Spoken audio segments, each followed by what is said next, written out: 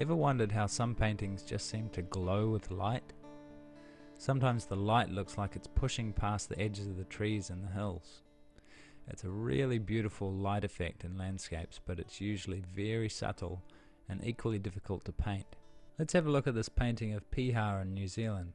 See how the light from the sky seems to infuse the whole scene? Now here's what it was really like, although this little video can't really do justice to this awesome place.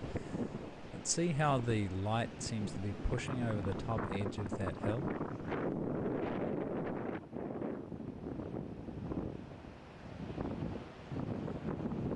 Let's have a look to the side of the sun where the infused light effect is even more subtle and harder to see.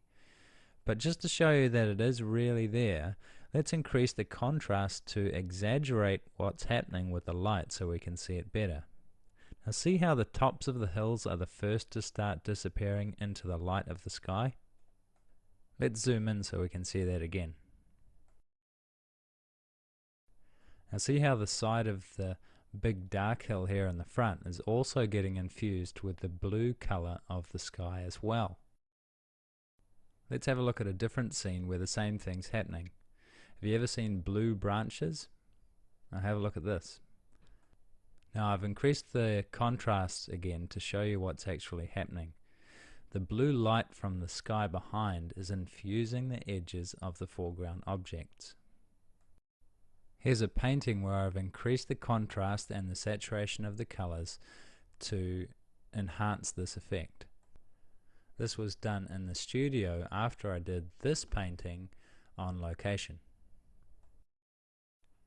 Now I'm not saying one painting is better than the other, but this painting that I did in the studio was an exercise in exaggerating the effects that I was seeing in a more subtle way in nature.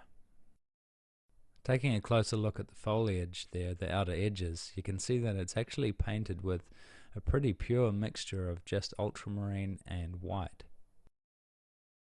In this painting the use of the effect is more subtle, but it's still there. Let's have a look in the foliage.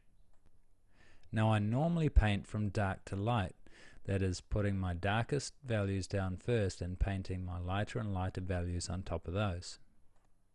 In this situation, however, to create that infused edge look, I've laid my lights down first, which is the light purple leaves in the background, and then a slightly darker group of foliage over top of that, moving more central to the clump of foliage, and then a really dark, very dark purple foliage on top of that, and then just finishing off with some touches of green.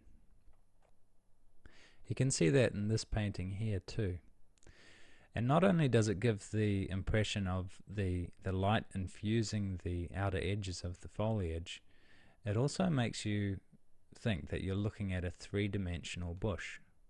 Some branches being further away and some branches being closer. The ones that are further away are closer to the sky color. Because I use the wet and wet technique for oil painting, I have to make sure that these first light layers of branches and foliage go down slightly thinner than the layers that are going to come on top of those. If I didn't paint the first layers thin, then the layers which went on top, the darker layers, would mix in with the thick paint and I'd just end up with a muddy mess.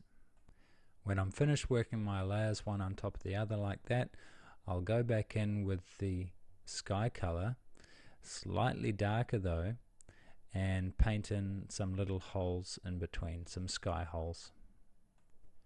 The thing to remember when you're painting sky holes is that not only are you painting the sky, but by default you're painting the edges of branches too. So you have to place those sky holes not just in any random place, but where they should be, in between branches. Also, if you don't paint them slightly darker than the sky in the same area, they will stick out. And you can see a couple here that I have painted slightly too lightly, and they do stick out. Here's a couple more paintings where I've used the infused light technique, and in several places I've exaggerated the effect. And now you'll be able to see where I've done that, and you know how I've done it.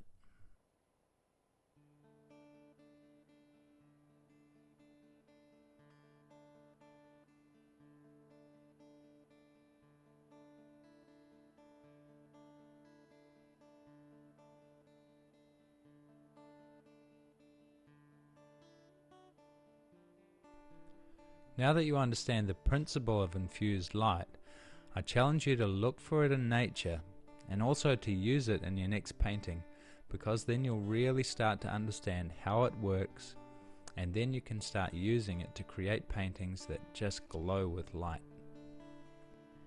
So I hope you enjoyed that little snippet of information. If you're interested in learning more cool stuff about painting, just check out my other lessons on the website. Cheers, see you later.